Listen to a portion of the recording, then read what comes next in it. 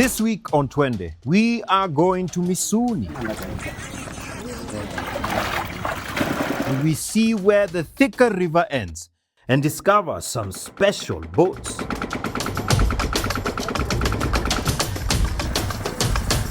For a long time I've been told Machakos is a very dry place. It doesn't have rivers, and they were wrong. Come with us to Machakos this Sunday, only on NTV.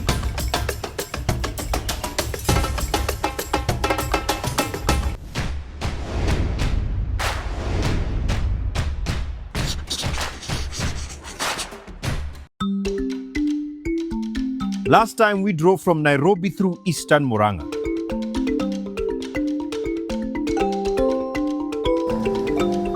We had two goals: to do a decent hike and to visit a river mouth. We got a late start on our climb up Mbiti Hill, but eventually we made it to the top. There we were rewarded with spectacular views of Masinga Dam from Mbiti Rock. Sasa hatukujua kwamba mmoja wa crew alikuwa na challenge moja kubwa. The hike itself was manageable. Shida ilikuwa heights. Are you a fan of heights? No. I'm not enjoying heights. So are you handling all this? Juni kazi sasa itabidi tupige, Yeah. But ingekuwa my choice. Yeah. Acha nikae mahali tambarare. Oh, tambarare ni flat.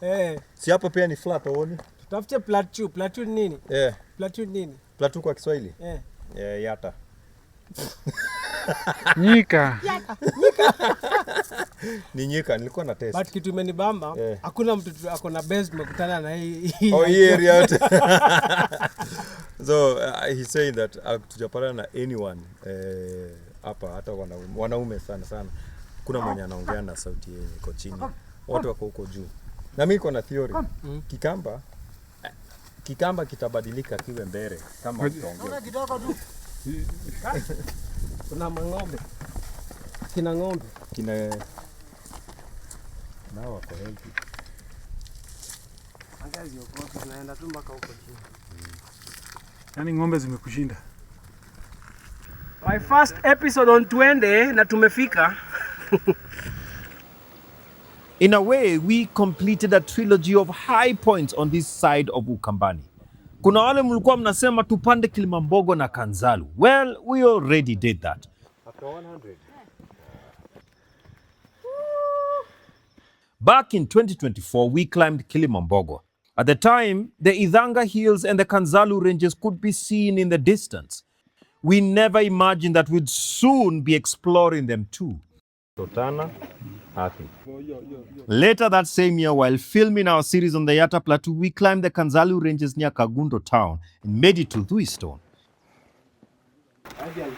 Your hike ya Dhui, watch it. Na views, kali sana. So, ebu angalieni your landscape. As far as the eye can see, no obstruction, you get to see the land. Yani. Sasa watu wakisema Kenya is beautiful. Hapa ndio, in fact, you should all bring them here. Juu hapa saa ndio mtaona vizuri. And as obvious, nikipata edge nitakaa. What is it about the edge? I don't know. Siwezi sema ni anything specific. I think ni tu being on an elevated, surface and being able to see a bigger part of the landscape. Juu tukiwa binadamu tunaonanga tu hapa. Yeah. So kuna vile tumepanda ile milima mitatu mirefu huu upande wa Ukambani. Finding a place that doesn't appear on travel maps is never easy. But there's always satisfaction in discovering somewhere new and putting Lungulweni and its spectacular scenery on the map. When we finally descended from Mbiti Rock, we found Magdalena, the lady who had allowed us to park our vehicle, waiting with fruits for us. Ini yetu? Oh, asante sana. Na kunawa ni hapa tu? Oh, wow, tunashukuru sana. Wewe. Hiyo mlima inakuanga kali. Ni kali, Unatembea unachoka. Na mnatembea mpaka huko juu? Si ndio? Wewe ufika huko juu? Oh, tunafika huko juu. Kujivinjari ama kuna kuanga na event hapo ama ama Tunakuanga na mambo mengi. kuna mambo mengi. Manyani. Nimesikia vizuri, nimesikia joto.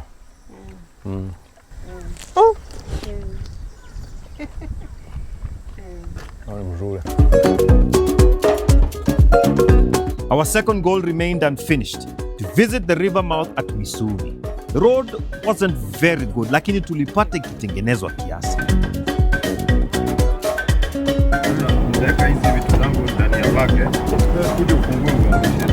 The river mouth wasn't quite what we expected either. Sasa tumefika hapa the mouth of the river. Ndio sisi hapa. Barabara imeisha hapa. So sasa tuone kama tutapanda boat. Sasa kuna watu tuliwaonesha last time, unaweza panda boat ukifika hapa Machakos. Yeah. Na ndio hii boat nyingine tunawapandisha. So msidoubt. Acha tuingie tuwaoneshe vizuri sasa. Watu waogelea hapa? Hakuna wanyama?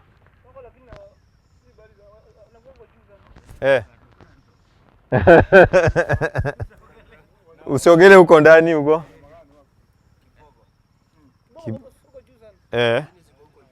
So there are still animals, so be careful. Don't come, usikuja hapa na kimbelembele uingie huko ndani. We had imagined seeing a distinct river channel flowing into the dam. Instead, we arrived during the peak of the rainy season, when the water levels are at their highest. The river mouth had expanded into a vast body of water and became one with the dam. But if you look carefully, you can still see the brown waters of the Thika River entering the blue waters of Masinga Dam. This is no ordinary river. It is the Thika River, one of the most important rivers in Kenya that provides water for millions of people. The river begins in the Aberdare Ranges before flowing into Thika Dam, the largest source of water for Nairobi. Kama umechanganikiwa, Thika Dam is also known as Ndakaine Dam. It supplies roughly 80% of Nairobi's water. Every day, hundreds of millions of liters of water are delivered to thirsty Nairobians from this catchment. The river then continues through the town that gives its name Thika, providing water for hundreds of thousands. It is here that it's joined by the Chania River.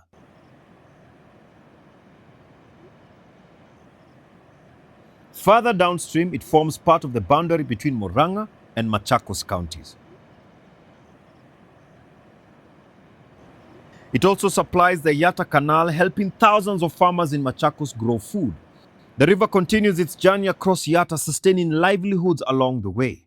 Then, after flowing for about 84 kilometers from the Aberdares to Masinga Dam, it finally empties into the reservoir here at Misuuni.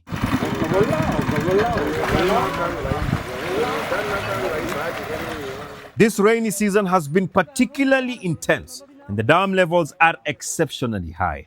Life near this river in Machakos requires people to adapt.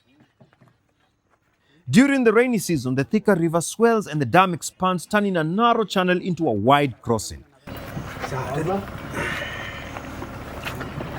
The only reliable way to move around is by boat. But these are not any ordinary boats.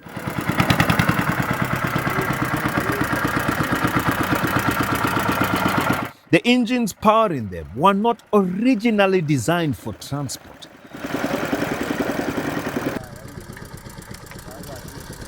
They are water pumps. Machines normally used to move water from rivers to farms have been given a second life on the water. When the floods come, the pumps are fitted onto boats and used as engines to propel people and goods across the river. It may look unusual, but it works remarkably well. Then, when the dry season arrives and the water levels drop, propellant inatolewa kwa boats and used to pump water for irrigation. One day they are transporting people, the next they are helping farmers grow food. It is a simple solution, but one that perfectly reflects the ingenuity of the people who live here. Why own two machines when one can do both jobs? I didn't think we were going to make it, but we've made it. Nilikuwa nafikiria tutamaliza saa ngapi? We thought we'll be back by 7 but naona hapa 6:30 bado itatupata.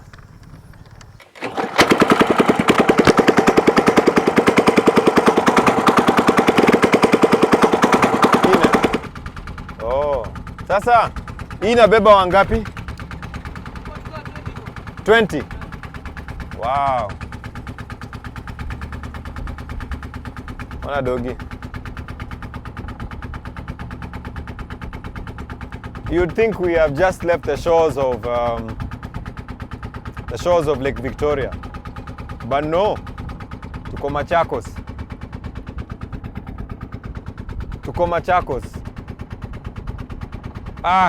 It's the best time to do this. It's not hot. Kuna ka breeze fulani. Watu si wengi.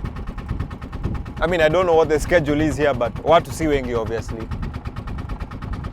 Kuna wakati huku kuna jaa. Kama siku gani? Kama hizi mwezi ya 7. Mwezi ya 7. So, biashara ya boti mwezi wa 7 inakuanga mingi. Inakuanga mingi sana.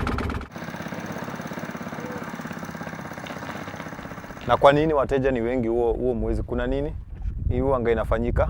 Kuna wanga na masoko huko. Oh. Town huko. Oh. Okay.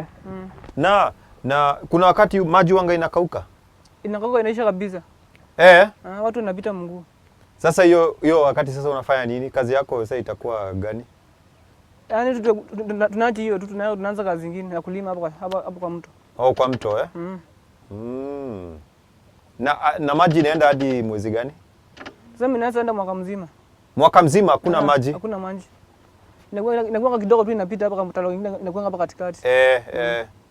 Oh, okay. Na huu ni mto ama ni ziwa ama ni nini? Hii ni Stoya Masinga. Oh, Stoya Masinga. Kuna mto fulani inapita hivi? Gani? Inatoka huko Thika. Inapitia hapa. Yenyewe huo mto unaitwaje? Huko.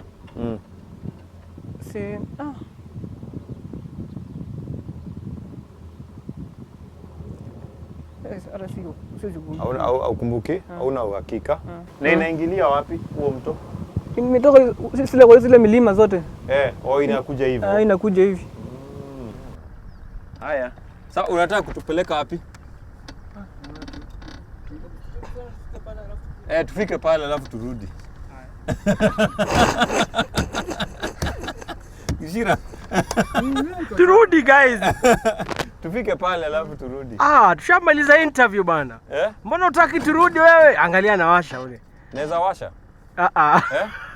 Naweza jaribu? Siwezi? Okay. Oya bro. Cheki. U-turn nzuri paka pale. Hapana, twende. Hala. Twende. Nice. Gang man. Itisha nikwambie, hii maisha ni kuenjoy, kufeel nice. Sasa ina feel nice, nimeamka, nilikuwa nalala, si ndio Kishira? I was asleep. I can sleep almost anywhere if you're traveling.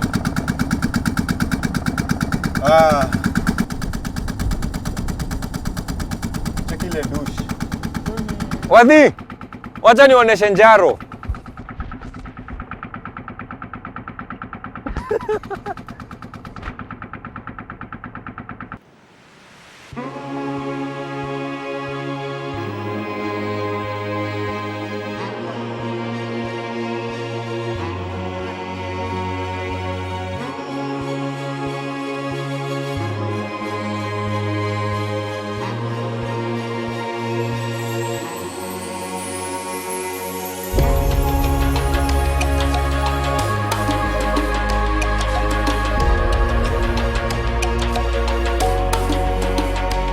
The rainy season is a time of abundance.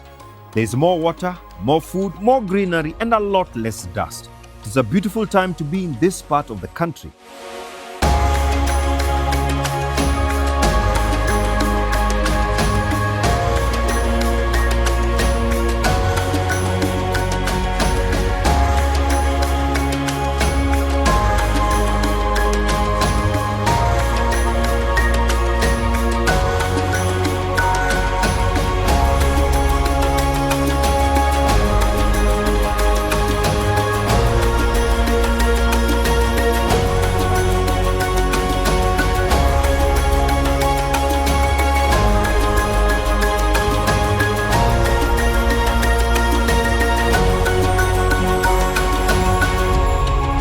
This journey has taken us through a side of Machakos that I rarely get to see. However, ando wa Masaku, tungekutana hapo nyuma ya msitu, lakini kuna vile haiko vile inafaa kuwa. We need to do something about tree cover. Many of the places we visited show signs that these hills and ranges were once covered by extensive indigenous forests.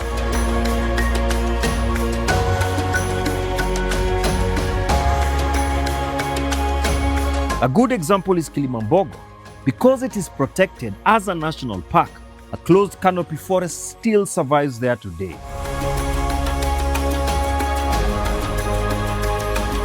In many other places, however, one has to rely on imagination to picture how the landscape once looked.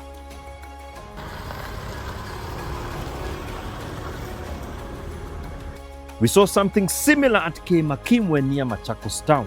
Most of the original forest is gone.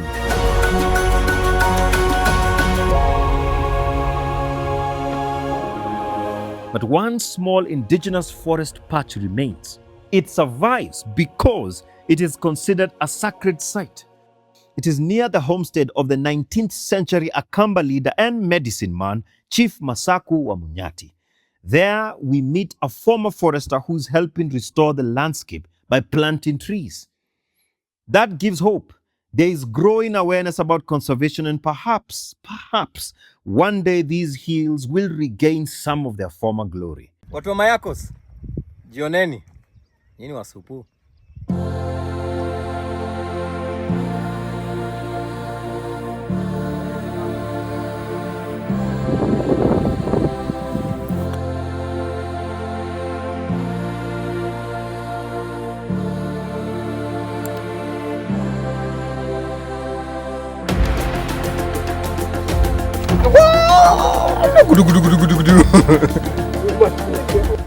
On this journey, I met people who are always ready to show you the way when you are lost.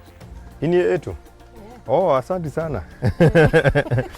People who share what they have with complete strangers. And then there are these innovative boats with dual-purpose engines. Did I ever think Machakos would be like this? No. For a long time I've been told Machakos is a very dry place. It doesn't have rivers. And they were wrong. There are very many rivers. Of course, a lot of them are seasonal, but there are very many rivers. There's a lot of water. I mean, look at this. Kuna wakati maji inapotea. Wow. Hey, hadi boda. Hey. And there's a lot to tell. A lot to tell. We need to come back now. Sasa to come back, tukae vizuri.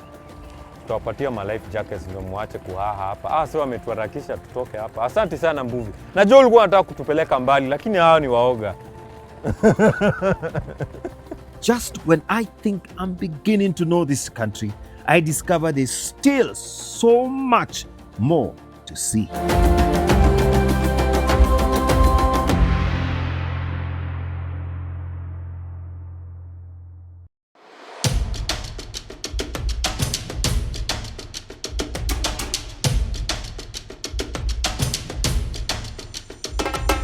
This is a road that we have never used before, and these roads are proven to be very helpful, especially for us who want to go and explore spaces.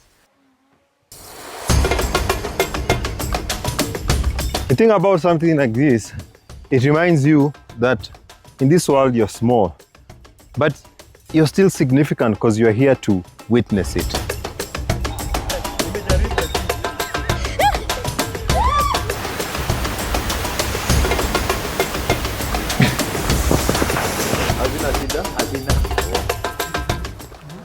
Right here we are with the little creepy crawlers. Next time on Twende, we take you to another exciting place that I had never visited before. Until then, the adventure continues.